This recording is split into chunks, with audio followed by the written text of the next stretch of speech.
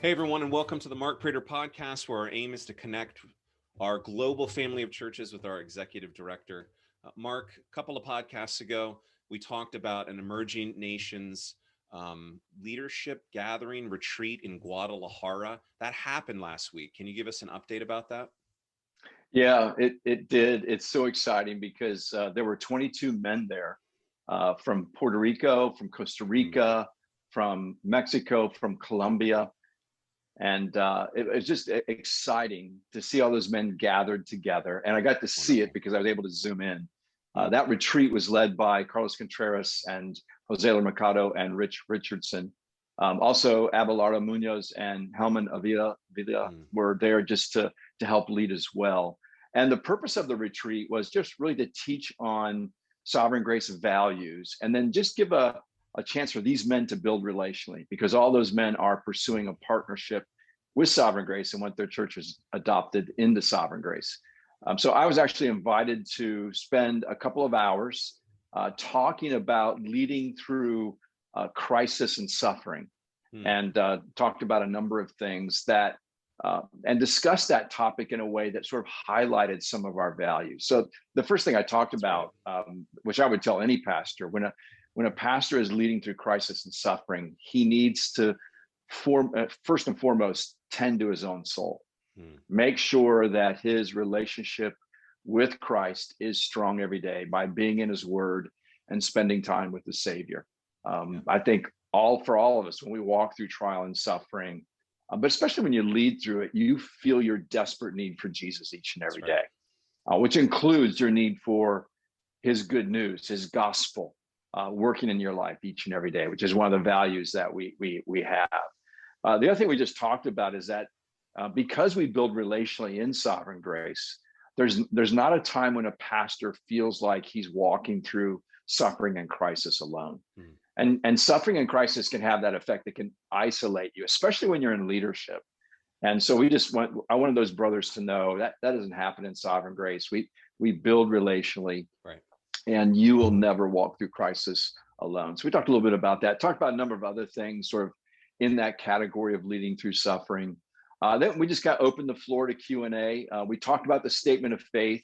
It was exciting to see them receive a copy of our new statement of faith That's great. translated into Spanish. And they actually showed me a copy over the screen, and I was just rejoicing in that. Yeah, And so yeah, that's they were wonderful. just asking, how do we help our church become accustomed to or read this statement of faith? And we Mm, talked about preaching a short sermon series, for example, as one way to encourage them. So it was just a wonderful time. There was just a moment, Ben, where I saw these 22 men on my screen, mm, and I was just filled. My eyes were filled with tears, mm, because we talk about how we're, pursuing partnerships globally in sovereign grace throughout the world, but yeah. to see their faces makes that a very real thing. And it was just a privilege to be a part. And I was so excited I got to be there. So thanks for asking about that. I wanted to ask you a question because there was another significant event that happened last week that actually you were a part of. Mhm. Can you tell us a little bit about that? Yeah, I had the opportunity, really the privilege, to be invited to be part of something called, I think loosely right now at least, something like the Antioch cohort. Maybe that is the official name. And really, it's an endeavor from the church planning team, national team led by Eric Trebetsky, to equip Sovereign Grace churches to plant Sovereign Grace churches. And so it's a year-long program process that I believe Eric and the team want to duplicate each year with another group of elders from different Sovereign Grace churches each year, so they can work through equipping us. But really, it's an opportunity, and this was the first retreat we had last week, to gather together, to be equipped, to be trained, to pray with each other, to build relationally. It really has all the best aspects of our Sovereign Grace culture. And so last week I went to El Paso, Texas. Never been to Texas before. Great time. Was with 5 other wonderful elders from Sovereign Grace churches, and Ricky Alcantar and Eric led the retreat and led well. So we had a wonderful time, like I said, praying together, crying out to God on behalf of our churches and for Sovereign Grace, when it comes to mission and our personal lives as pastors.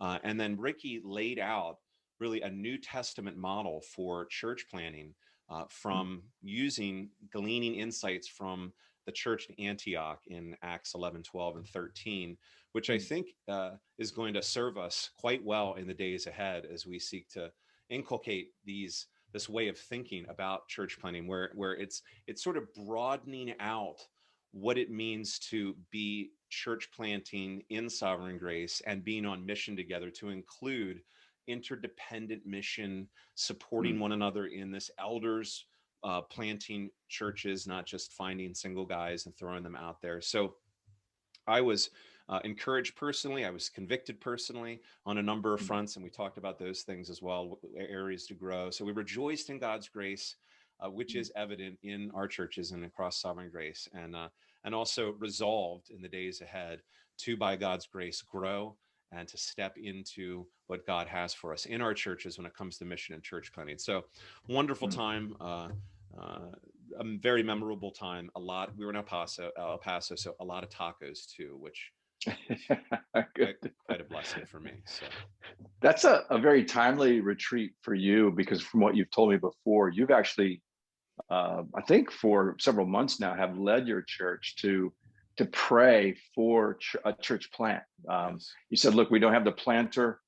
We don't have a church planting team, but what we can do is pray. Isn't that right? Is that That's how right. you're Yeah. leading your church? In January, called the church, preached that the fields are white for harvest, and we need to pray for laborers in that harvest. And together as a church, we've just it's encouraging to see the whole church join together, and we're crying out to God together to provide us with the wisdom to plant, the people we need to plant, the man to lead a plant. And so we're already seeing God's hand at work in our church, and so much so that I wonder, well, how comes I didn't do that? I should have done this probably a long time ago. But yeah, we've got a prayer meeting each month, where a number of folks have committed for the whole year to gather together and to pray together in this area and in our church. So yeah, it's a live area, and we're already seeing God's hand at work, and so we're just following where He leads, and it's pretty exhilarating, actually. So It is. Thanks for going, making time to go. It's just in 1 week, what happened in Guadalajara, what happened in El Paso will really strengthen us in our shared mission. yes, absolutely. So thanks for serving those guys down there at that conference. Sounds like you were able to make a deposit of truth and some helpful thoughts as well. So thank you everyone for watching, and we'll see you here next week, Lord willing. Bye for now.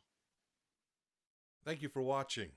If you have questions or comments, Mark would love to hear from you. For more videos like this, hit subscribe on YouTube or by email at markkprater.com.